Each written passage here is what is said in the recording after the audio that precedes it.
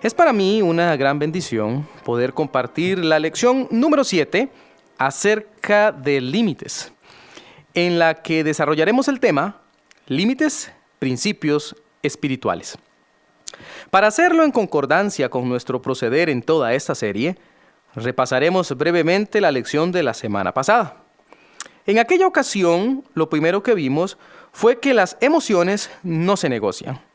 Aprendimos que el corazón no es digno de confianza y que debemos fiar por ello plenamente en Dios, quien sí puede escudriñarlo. Este punto lo vimos claramente reflejado en Jeremías 17, 9 y 10. Engañoso es el corazón más que todas las cosas y perverso. ¿Quién lo conocerá? Yo, Jehová, que escudriño la mente, que pruebo el corazón para dar a cada uno según su camino, según el fruto de sus obras. Son muchas las personas que se entregan a una vida licenciosa, cuyo inicio pecaminoso fue una negociación de sus emociones. Niegan su pecado, justifican sus pensamientos y sus acciones. En lugar de ello, lo que se debe hacer es disponerse para que Dios haga un examen exhaustivo del corazón. Eso lo explica muy bien Salmos 26:2. Escudriñame, oh Jehová, y pruébame. Examina mis íntimos pensamientos y mi corazón. ¿Ve con qué claridad la palabra de Dios enfatiza la necesidad de una revisión interna? Escuche las palabras de este versículo.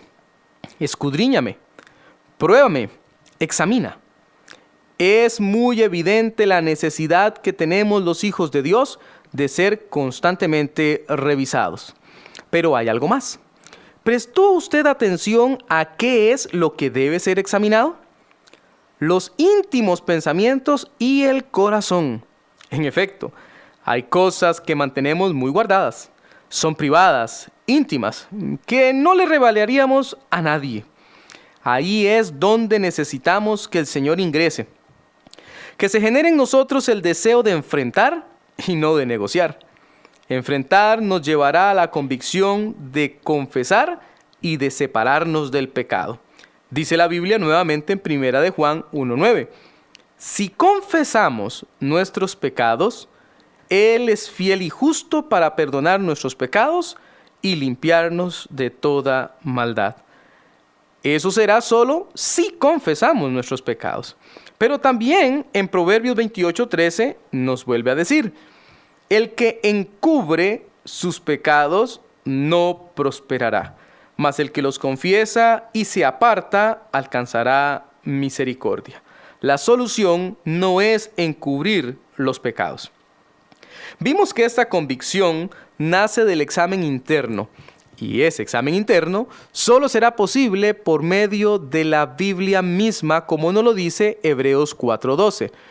Porque la palabra de Dios es viva y eficaz, y más cortante que toda espada de dos filos, y penetra hasta partir el alma y el espíritu, las coyunturas y los tuétanos, y discierne los pensamientos y las intenciones del corazón. La palabra de Dios es lo que el Espíritu Santo usa para discernir tanto pensamientos como intenciones del corazón. Lo segundo que vimos fue que las emociones pueden controlarse, puesto que la palabra de Dios también nos dice en 1 de Pedro 5:7 de la siguiente manera: echando toda vuestra ansiedad sobre Él, porque Él tiene cuidado de vosotros. La idea primaria de este versículo es no dejarse dominar por las emociones que producen ansiedad, sino echarlas, como quien descarga un pesado saco que lleva a cuestas sobre Jesucristo mismo. Y lo último que revisamos fue que las emociones pueden destruirte. Son muchas las ocasiones en que personas vieron sus vidas hechas añicos debido a emociones no controladas. Ira, celos, estrés, lujuria, egoísmo, envidia, etc. Es tan importante este punto que animamos a buscar corregir el pecado para evitar vivir en él. Eso lo dice muy bien Proverbios 16:6. Con misericordia y verdad se corrige el pecado, y con el temor de Jehová los hombres se apartan del mal. Para la lección del día de hoy, veremos como primer punto, el espíritu no se alimenta con basura. Déjeme repetirle este punto. El espíritu no se alimenta con basura. Parece un principio muy básico, y en realidad lo es, pero muchas veces lo pasamos por alto. Imagine que yo le invito a comer en mi casa. Por esas circunstancias de la vida, usted llega una hora antes de lo pactado, razón por la que presencia parte de la construcción de lo que comeremos. De pronto, yo abandono la sala donde estoy conversándole y luego ingreso con una bolsa de basura que está repleta. Es más, hasta gusanos tiene y un hedor terrible.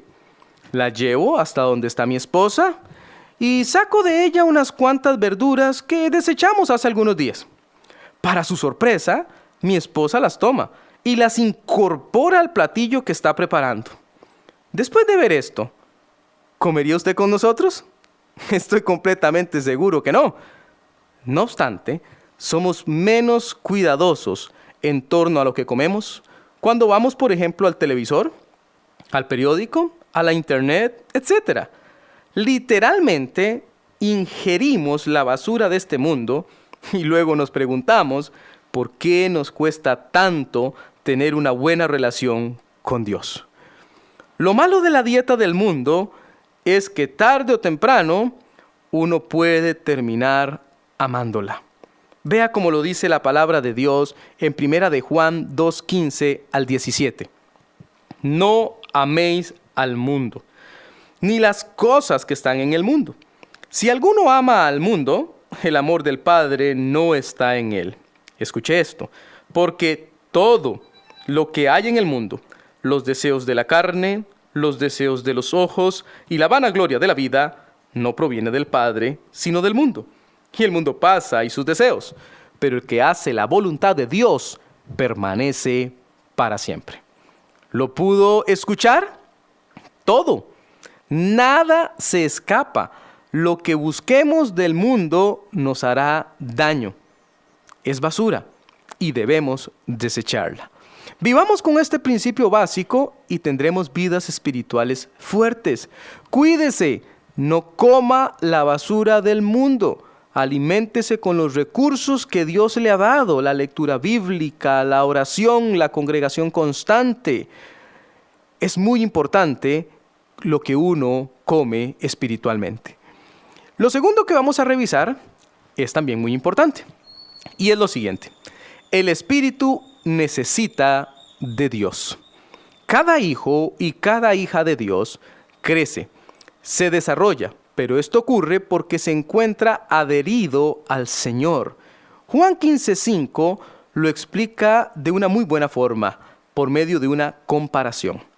Yo soy la vid, vosotros los pámpanos. El que permanece en mí y yo en él, éste lleva mucho fruto, porque separados de mí, nada podéis hacer. En otras palabras, el Señor es la planta de las uvas, nosotros las ramitas. De la misma manera que las ramitas necesitan estar adheridas a la planta para poder crecer y fructificar, nosotros necesitamos estar adheridos a Cristo para llevar mucho fruto. Una forma más sencilla de decirlo es, con Cristo yo sumo, sin Él yo resto. Esto debe llevarnos a una pregunta. ¿Cómo hago para mantenerme activo con Dios? Escuche la forma en que 1 Corintios 15:58 nos saca de la duda.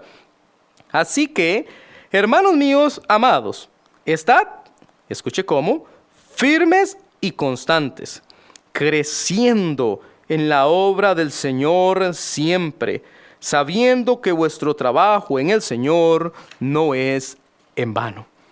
Es necesario afirmarse, ser constante y crecer para con Dios. Esto implica una búsqueda decidida del Señor, como vimos antes, en oración, en lectura bíblica. Por otra parte, el versículo habla de trabajar, es decir, servir a Dios, comprometerse con Él, hacer algo.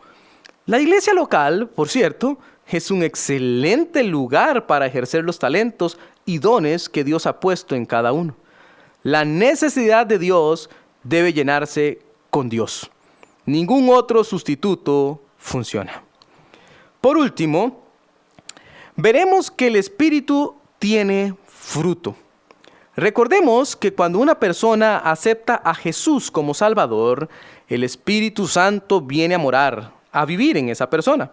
Efesios 1, 13 y 14 nos lo dice.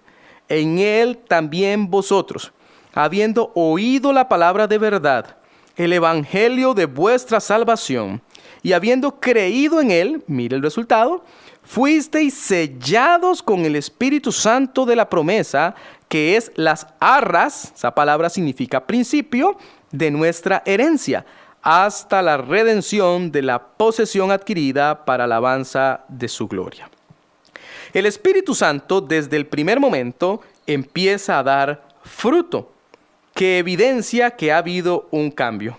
De ahí las palabras de nuestro Señor en Mateo 7:20. Así que, por sus frutos los conoceréis. O dicho de otra manera, lo que hace distinción entre una persona salva y otra que no, es su fruto. Cada creyente debe buscar la manera de establecer a Dios como su prioridad número uno. De establecer límites que le mantengan alejado de una vida infructuosa, libertina. Por favor, escuche la diferencia que hay entre el fruto de la carne y el del Espíritu. Viene manifestado en Gálatas 5, 19 al 21, primero, lo que la carne produce.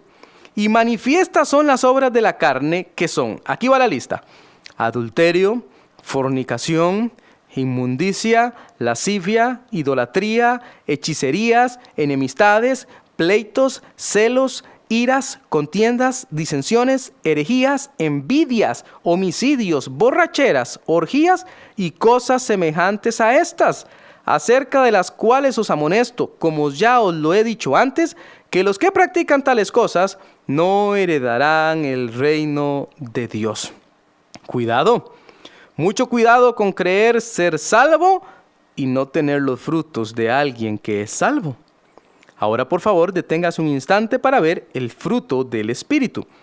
Mas el fruto del Espíritu es una lista totalmente diferente: amor, gozo, paz, paciencia, benignidad, bondad, fe, mansedumbre, templanza. Contra tales cosas no hay ley, según nos dice Gálatas 5, 22 y 23. Si usted puede discernir entre ambas listas, verá que vivir en una automáticamente elimina a la otra. Así que cuando estamos hablando del fruto del Espíritu, tenemos que saber que es una responsabilidad nuestra poner los límites necesarios para llegar a tenerlo. En resumen, ¿es el fruto una cuestión básica en la vida del cristiano? Si usted es hijo de Dios y no hay fruto en su vida, créame, no es lo que debiera suceder. Establezca límites sanos en el área espiritual para de esa manera poder buscar de Dios, poder vivir en una relación íntima con Él y poder servirlo y llevar fruto.